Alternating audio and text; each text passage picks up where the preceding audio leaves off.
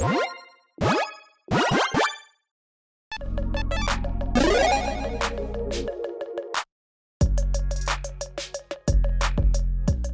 everyone, Mitch coming in from the Commander Score Studio. Welcome to the show. So in this episode, got a bit of an interesting one for you with a conversation that, well, I've had with some other players and also just kind of been on my mind for quite some time. The cards that should never have existed. Cards that should never have been printed. Because you know what? It shouldn't all be on the Rules Committee to ban things. I should say that. I mean, there are certain things that Rules Committee should do, obviously. But there are some cards that are kind of just like not bannable, really, or really shouldn't be banned, but also like Wizards really should never have printed them, at least in my opinion. Of course, this is just all from my perspective, and your perspective might differ, and that's completely fine. Comment below with your thoughts on all these. Yeah, there's certain things that Wizards just shouldn't have done. So with all that said, let's jump into it. First up, we've got Arcane Signet. Now, this one, I believe, and correct me in the comments below, I believe Gavin actually talked about how this card was a mistake. And kind of like, if they could take it back, they probably would. Arcane Signet is, well, finally budget-friendly, thank goodness, because they keep printing it into the ground, because, like, they kind of have to now. It's kind of like Sol Ring, where, like, it just has to be printed, or it would be astronomically expensive, because it's just such a quote-unquote auto-include, and it kind of is for many decks out there. If you're not in green, Arcane Signet is like, yeah, probably one of the best mana rocks that you have access to. Artifact that costs 2, tap add 1 mana color to in your commander's color identity. Essentially just, hey, perfect mana rock for commander. It's efficient, it's effective, it, you know, fixes your mana essentially perfectly. Yeah, I mean, it's just basically better than the other signets, better than many things. I mean, worse in some circumstances, but most of the time better. Can tap right away. 2 mana is kind of the right amount for a mana rock, right? 2 mana is just the sweet spot for a mana rock. Tapping for 1, giving you half the amount of mana back you put into it. You really want to get to that quick start. Mana rocks are great to do that. And this one is just kind of like king of the hill right now, up there with Sol Ring, where this, again, quote-unquote auto-include. This one is seeing a ton of play. I believe it's in at least the top 10, probably the top 5. I should have looked at it before the episode. Regardless, it jumped that way so quickly. And this came out, what, a couple years ago in, what, Throne of Eldraine? And yeah, now it's just a card that has to be reprinted again and again and again, because it's kind of a mistake, at least according to them. Moving on, the Great Hench. Yeah, Eldraine had a lot of mistakes. This is definitely one of them, in my opinion. It does way too much. Legendary artifact for 7 green. It costs X less to cast for X to the greatest power when creatures you control. Tap, add green, you gain 2 life. Whenever a non-token creature is battlefield under your control, put a counter on it and draw a card. This was in a cycle of 5 of these, each for 1 color. And I don't think any of the other ones really made that big of an impact, especially in comparison to this one. I mean, this one definitely made the biggest impact. It is absurd. It is a $50 card for a reason. I mean, this card is just like, hey, you playing any kind of a creature deck? Cool. You probably have a creature that has power at least like 5, maybe even power 7 or greater, and therefore this just costs 2 mana. You get your mana back right away, essentially. You gain life. Oh, but that's not all. You also get counters on the creatures that come into play, non-token creatures, just non-token, so there is a slight requirement there, right? Slight downside to it. If you can even call it that. You get counters on your creatures, and also, oh, you draw cards. So just an absurd draw engine for you that is a giant mana rock. Yeah, are there going to be times when somehow this flops if you got no creatures in play? Sure, but most of the time, again, it's like, oh yeah, just a 2 mana, great mana rock that also gains me life. That's just nice tacked onto there. And then, yeah, I mean, the most problematic part is that card draw, really. But yeah, the counters on it, nice as well. So yeah, just overall, a card that they really pushed a bit too far, in my opinion, and probably shouldn't have been ever printed in this way. Now, is it bannable? No, I don't think it's bannable, but is it pushed? Yeah, it's very, very pushed, and Wizards tend to do a lot of that in Eldraine. So we'll see if they do that again in the next Eldraine. Moving on. When it comes to push, I don't think you can go really any further than Fierce Guardianship. This card is just absurd. Should never been printed, in my opinion. Again, is it bannable? Probably not. Is it should not have been printed? Yes. Instant for 2 and a blue. If you control a commander, you may cast spell, pay its mana cost, counter target non-creature spell. I will be talking about another one of these here in a little bit, but yeah, this one is pretty absurd. Basically, again, one of the most popular cards in Commander is Negate, because countering a non-creature spell is much more important in many circumstances than countering a creature spell. That's why Negate sees so much more play than, I think it's Essence Scatter is the creature counterpart for that. Yeah, being able to have a free Negate is absurd. I mean, there's already a couple of other, free counter spells in Magic. We really don't need any more, Wizards. We don't need any more. And then they're like, hey, yeah, the requirement is having a commander in play. Oh, wow. That's not really a requirement of commander because, yeah, you're playing commander. Chances are pretty likely you have your commander in play. I mean, like, probably 60, 70, 80% of the game, you'll have your commander play depending on the commander, depending on the deck. Most of the time, this is going to be a free counterspell. Yeah, are there going to be chances? Are there going to be times where this costs more than a negate? Yeah, that is a very slight downside for the vast majority of the time, this being a free counterspell, which, again, sure doesn't counter everything, but counters basically everything you want to counter. So in a somewhat similar way, Deflecting SWAT. Deflecting SWAT says controller commander cast a spell, may play without its cost. Essentially, again, the exact same thing. Cost 2 in a red, instant speed. Choose targets for target spell or ability. Yeah, I would say this is not quite as good as Fierce Guardianship, but there's a reason why it's a $45 card. I mean, in mono red, this is basically a counter spell. So if an opponent counters one of your spells, you're like, no, I'll play this. I'll change the target of that counter spell to this spell, Deflecting SWAT instead, so it'll counter this. And then nothing will happen, and then my spell will go through. Also, obviously, this, changing targets can be fantastic. Removal spells for abilities, etc., etc. Yeah, another card that really kind of pushed the envelope. The other cards in the kind of like free, and if you have your commander in play, they're okay. I mean, they're decent, but they're nowhere near as good as these two, in my opinion. And yeah, these two really should have been printed. I mean, they probably should just have never done the whole cycle of, yeah, if you control your commander, it's free. Because most of the time, you control your commander. And I really wonder how much kind of like playtesting Wizards did with that. And was like, how often is your commander in play? More than you think, depending on the deck. Moving on. This one definitely should have been printed. Visager, who endures yet another cycle that was like, did we really need that, Wizards? Okay, apparently. Legendary land, tap spray green, channel, pay 1 in a green, discard it, destroy target artifact and chamber non-basic land opponent controls. That player may search life for a land with a basic land type on the battlefield, then shuffle. Cost 1 to activate for each legendary creature control. Okay, so this is just like regularly costed removal, potentially even cheaper removal on a land that comes into play untapped. There's no downside to this land except for the fact that it's not a basic land type. If they threw forest on this, that'd be just absurd, obviously, but the only downside is it's not a basic land type, so sure, you can't just go get it with, rampant growth or whatnot, okay?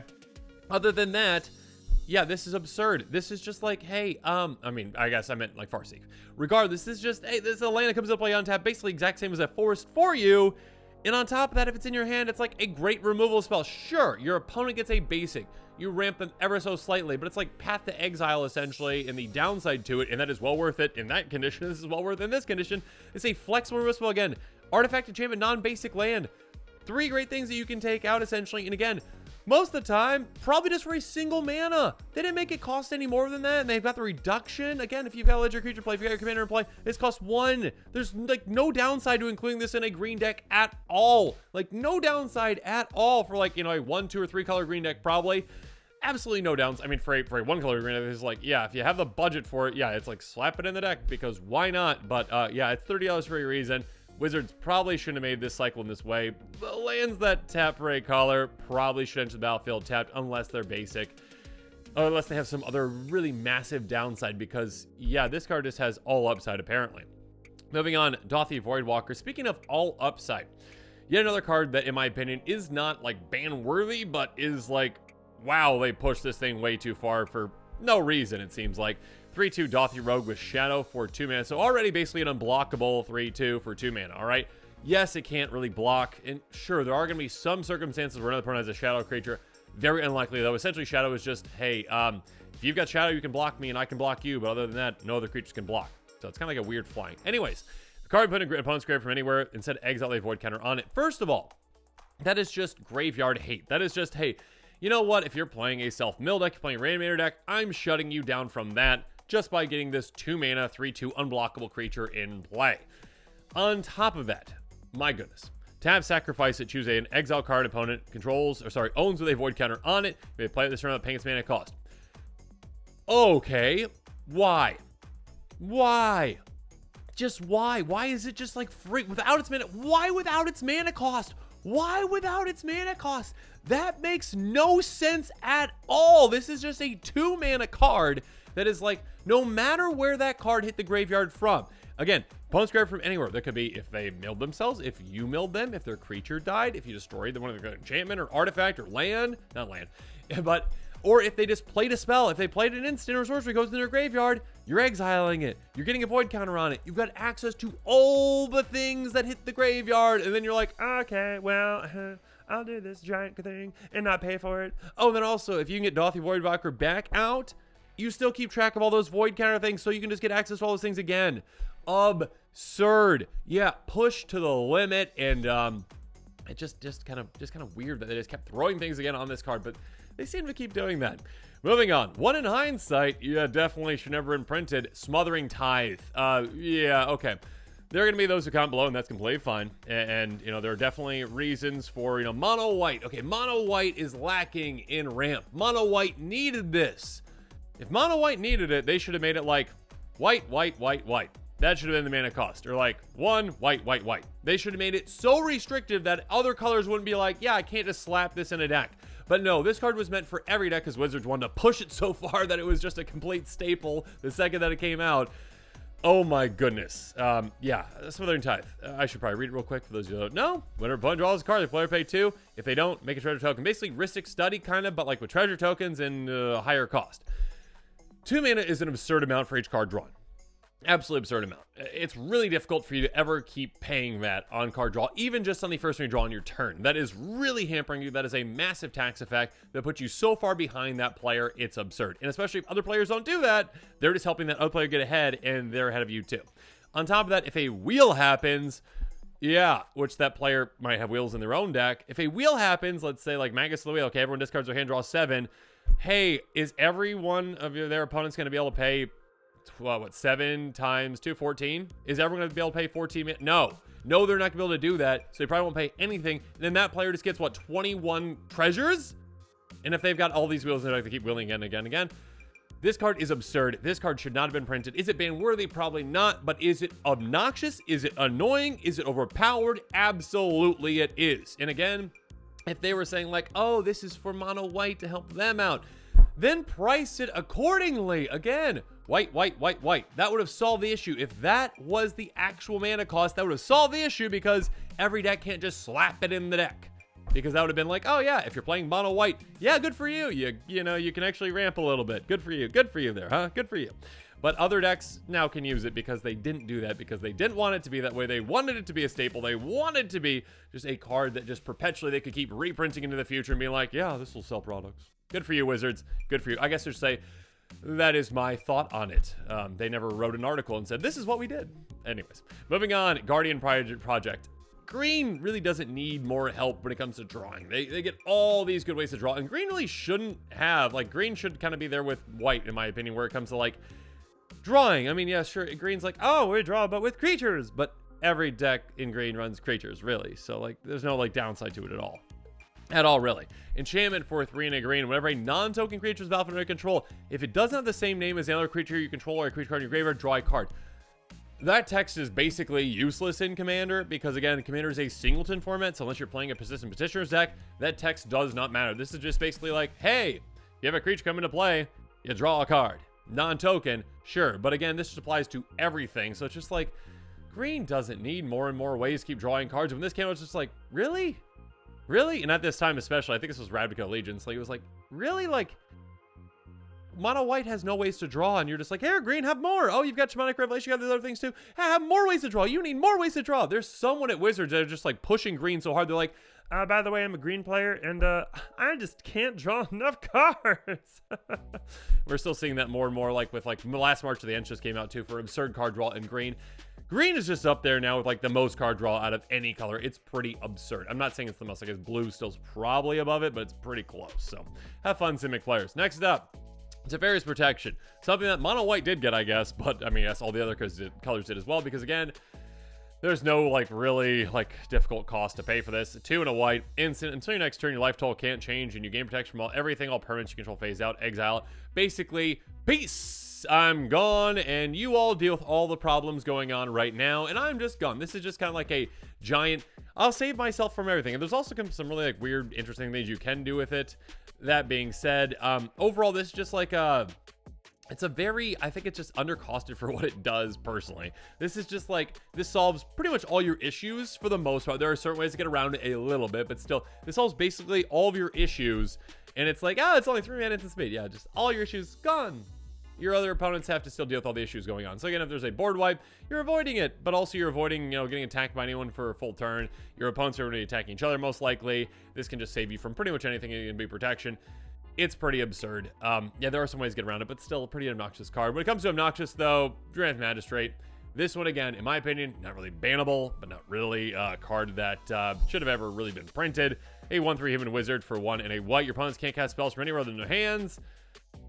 The way that they worded this, again, it was just very specific, and clearly they knew what was going to happen. This is just like, oh, anywhere other than their hands. Oh, that includes the command zone. Yup. So that affects that. They could have said, like, from exile or from their graveyard. Nope, they didn't do that. And they probably should have, because, yeah, this is just the hate bearer of all hate bears. This is like, oh, you all can't play your commander. This is turn 2, and this only affects you. Great. If this affected everyone, sure, that'd be a bit more fair. It does not. It's a pretty obnoxious card.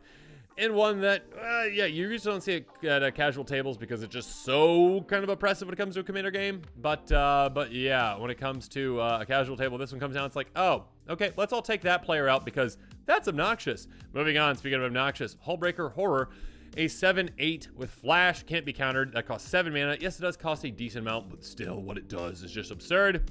Whenever you cast a spell, choose up to 1. Turn target spell you don't control to its owner's hand, or target non-land permanent to its owner's hand. Why?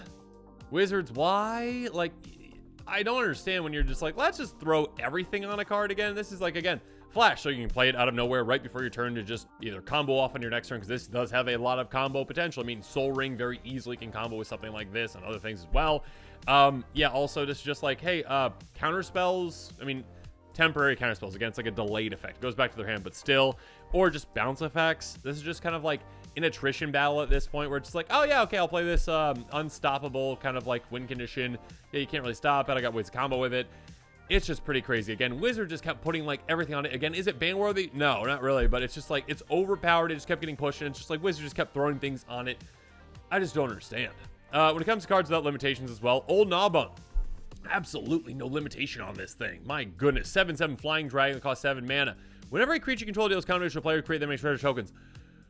Okay, this card already would have been so good if it was just like, whenever this deals combination to a player, create that many treasure tokens. That could have been 7 by hitting, okay? That could have already been incredible. Again, one of your opponents probably doesn't have a flyer this is going to get through. When it hits, it makes 7. That's crazy. Or you could have been, hey, whenever a creature you control deals combination to a player, you make 1 treasure token for each creature. And that would have also already been great. That would have also been very powerful. This is like, no, that's not enough, because treasures are a good thing. Every single creature hitting, all the damage you do equals treasures. Basically, if you get through with your creatures, a certain, I mean, just like 10, 20 damage, whatever it is, yeah, you pretty much win. You just win. Am I a little bitter about this against Dragons? Yeah, I mean, Dragons got a lot of fun things over the years, and this is just like, again, when Wizards, I don't think fully understood just how obnoxious and how OP treasures can be. Maybe they did understand it, and they're still just like, let's just, get another card that is going to be a, not staple, I shouldn't say a staple in Dragons decks, but like a card that is just so, well, people love dragons, and they need to chase this card, and now they're going to pay $20 for it, so good for them. Yeah, they need to kind of really tone down the treasures just a bit. We'll see if they learn. Anyways, next up, Narset Parter of Veils. This one, again, it depends on the playgroup, on whether playgroups will even allow a card like this. Each opponent can't draw more than 1 card each turn. It does other things. The most important thing is that, though, this is just basically, hey, if I wheel, everything is gone. Again, should this card be banned? No. Should this effect have ever been really printed? No. Because Wizards should have known the implications of this. It's not just like, oh, okay, well, I'm just trying to make the game fair, all right? Everyone only draws 1 card on their turn, and that's it, and that's all I'm going to be doing. No, that's not what happens. This is, hey, I play this, I wheel, game over, because you have no hands. Well, it's not game over, but it's like probably game over because you have to draw just 1 card on your turn, and I'm drawing all these other cards, I'm shutting down your hands, and you've got nothing to do. So pretty obnoxious, pretty crazy. And yeah, Wizards probably should have never printed this because, well, it's just a problematic card, and they kind of saw that it was a problematic card before they even printed it.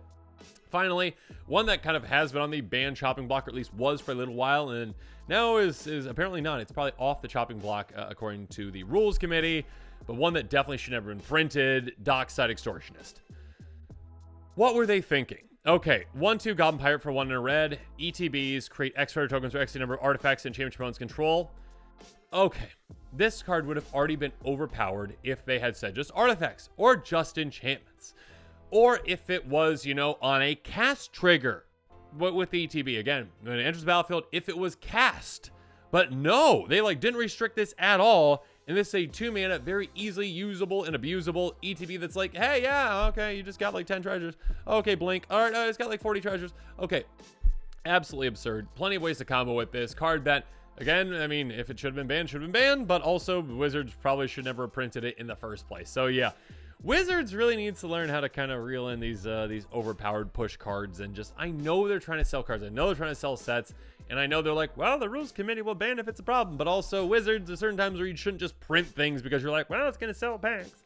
So we shall see what happens in the future, though. So yeah, let me know what your thoughts are on all these in the comments below. Are there any cards I didn't bring up that you think should never been printed? Actually, I really kind of like limited my search like the last couple of years. I think 2019 was the year I typed in when I was doing my search, essentially. But yeah, what other cards do you think should never have been printed? What should Wizards never have done? What Pandora's box should Wizards have never opened?